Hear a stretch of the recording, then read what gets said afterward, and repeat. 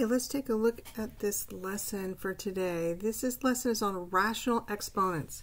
Oh, I know you guys love this word rational.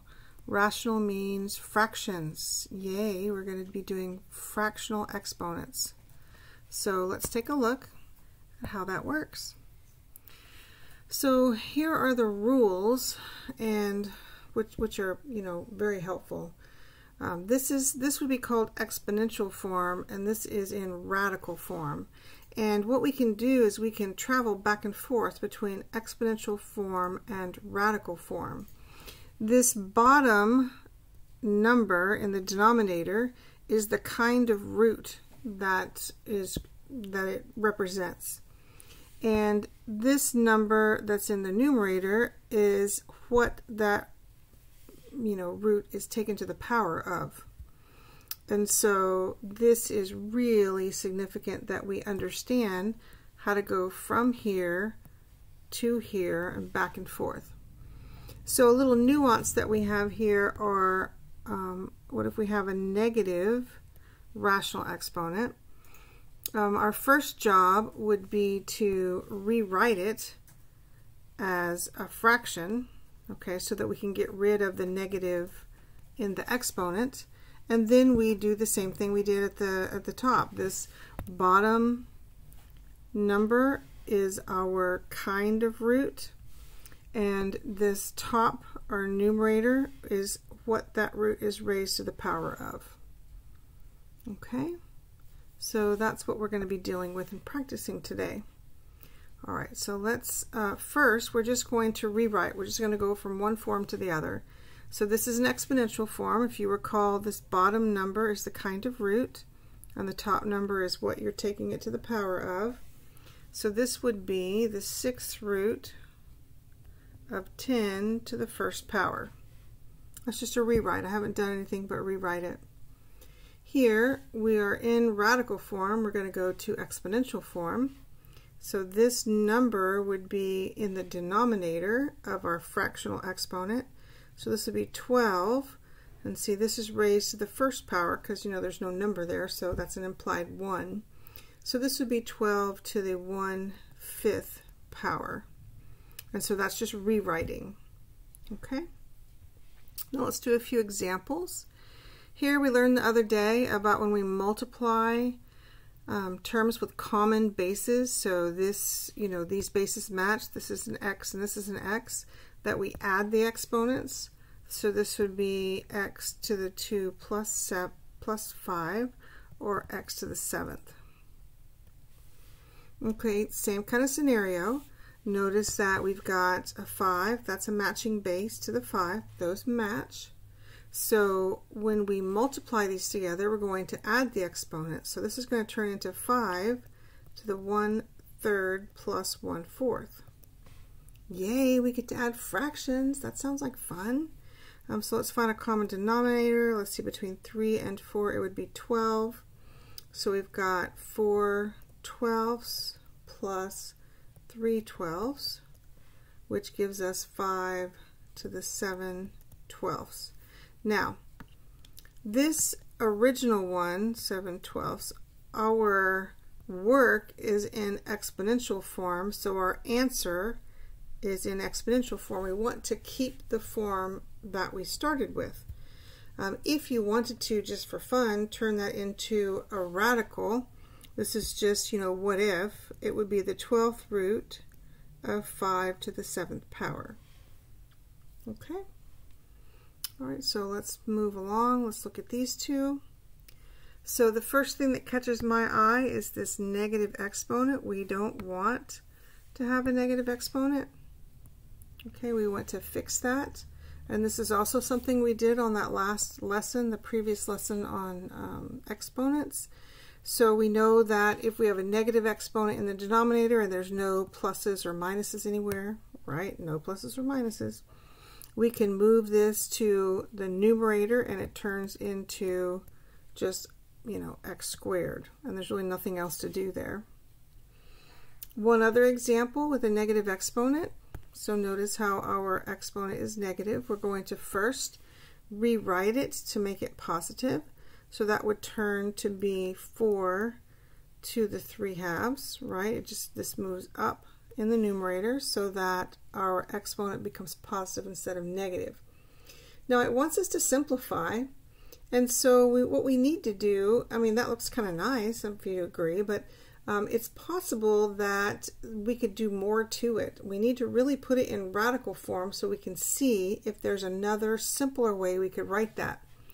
So if you recall, this denominator is the kind of root that you would have, and the numerator is what you would raise that to. So let's rewrite it.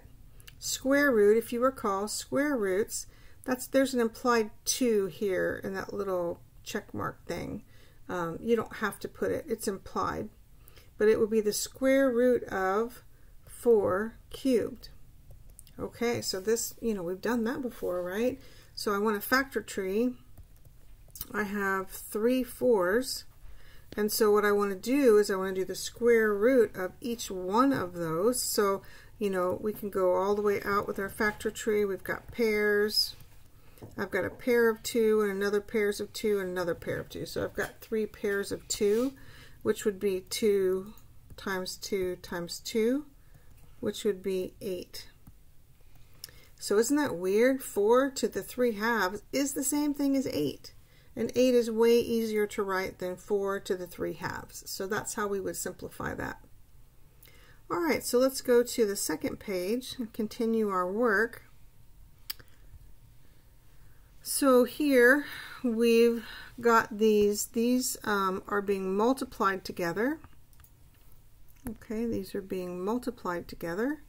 And so we know, remember the base add, so we would multiply these two together. So we could choose, we could work inside here first, or we could work with getting rid of these parentheses first by distributing this to the exponents throughout. Now, do we remember why we can distribute? Remember, it's because it's multiplication. If that had been addition or subtraction, that's a no-go. It's a no-go. All right, so it doesn't matter which one you do. I'll go ahead and deal with getting rid of those outside parentheses first, just for fun. All right, so we've got 2, and then this would be 15 times 1/2, so 15 over 5 times 2, let's see, 15 times 1/3 would be 15 over 3. All right, so let's see, let's do our arithmetic. So 15 divided by 5 is 3, and 15 divided by 3, it's 5. Now those are way easier to add. 3 plus 5 is easier to add than 1/5 plus 1/3, right? So I think we made the right choice to work on the outside parentheses first. So recall, I've got the same bases, so I will add the exponents. So that would be 2 to the 3 plus 5 would be 8. Now I want to make note, some students are really want to change those 2's to a 4. They want to make that 2 a 4. That is not a thing. When you did x to the 3rd times x to the 5th, and you got x to the 8th, did you do anything to that base? Did you change it? No, that's not what we would do.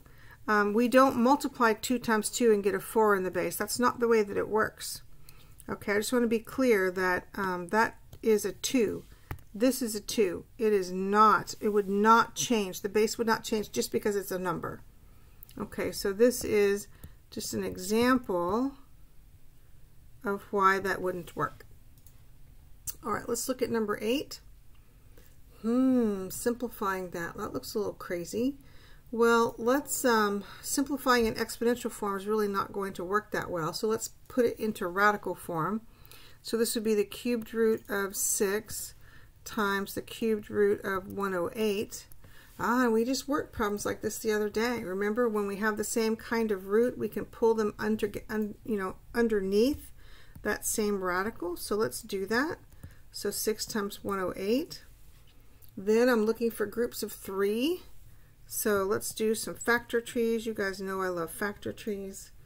Let's see, 108 is what? That's 9 times 12, 3 times 3, 3 times 4. Okay, so I need groups of 3. Let's see. Okay, I've got these 3 3s. Okay, great. I've got a group of 3. I've got these 3 2s. Okay, that's pretty good. What do I have left over? I have left over this 3. Okay, so I can bring out a 2 and I can bring out a 3, and then I have left underneath the cubed root, the radical, I have a 3.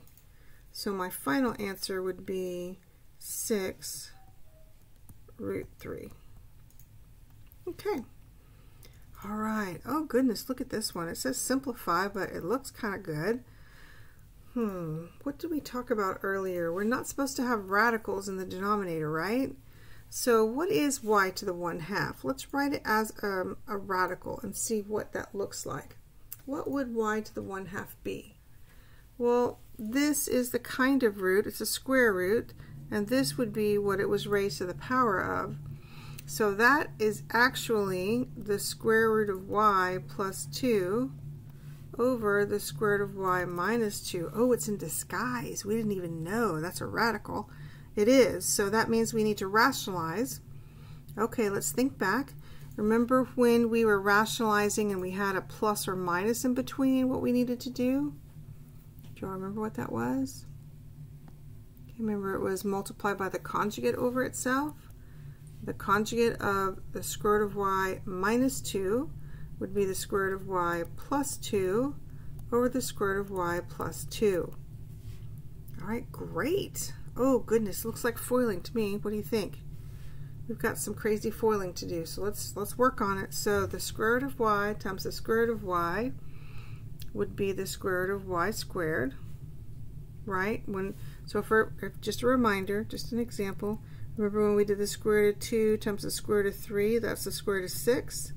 So if we have the same kinds of roots, we can bring it all underneath that root and multiply it together. So that was first times first. Now square root of 2 times 2 is plus 2 square root of 2. And then the plus 2 square root of 2. Excuse me, it's 2 square root of y. I'm so silly. 2 square root of y plus 2 square root of y. And then 2 times 2 is 4. Okay, great.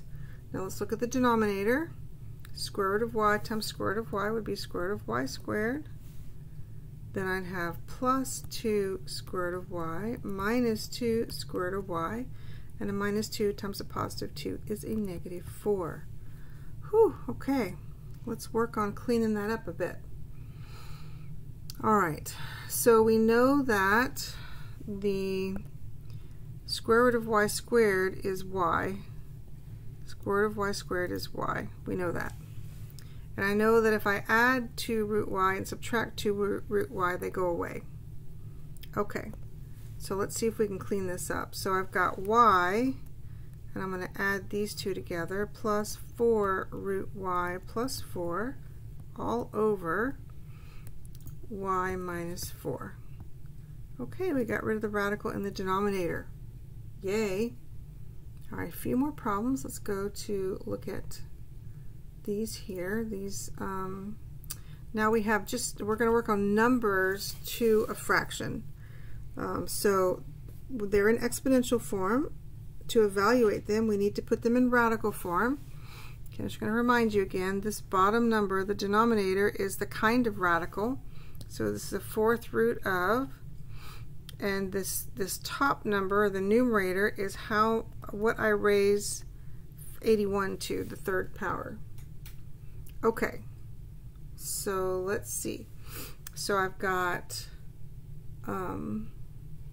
3 of those. I've got an 81 and an 81 and an 81, and I know that's 9 times 9, 9 times 9, 9 times 9. Okay, I'm looking for groups of 4. Hey, well, I've got one group of 4 here. That's kind of nice. Okay, let's keep moving on these and see. Let's keep doing a factor tree, see what we got here. Ah, there's another group of 4. So that would give me 9 times 3, or 27. Okay. All right, so hopefully that's making sense. So let's translate this into a radical. It's got the cubed root of 125 squared. So I've got a 125 and a 125. So that means I've got, what, 125 is what, 25 times 5? Okay, 125 is 25 times 5. Let's see, how many groups? I'm looking for groups of 3. Okay, so I've got a group of 3 here. That's nice. And I've got a group of 3 here. So I have 5 times 5, or 25. Yay! One more. Okay, last one. This negative just kind of freaks students out sometimes. That negative is just the sign of the term. It's not the sign of the exponent. It doesn't mean you move stuff around. It's just saying that that's negative. That's all. Not the exponent, just the term. So we just leave it alone. It's like a -1.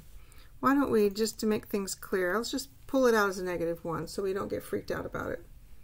All right, so this denominator is a 3. That means this is a third root of 27 to the 4th power.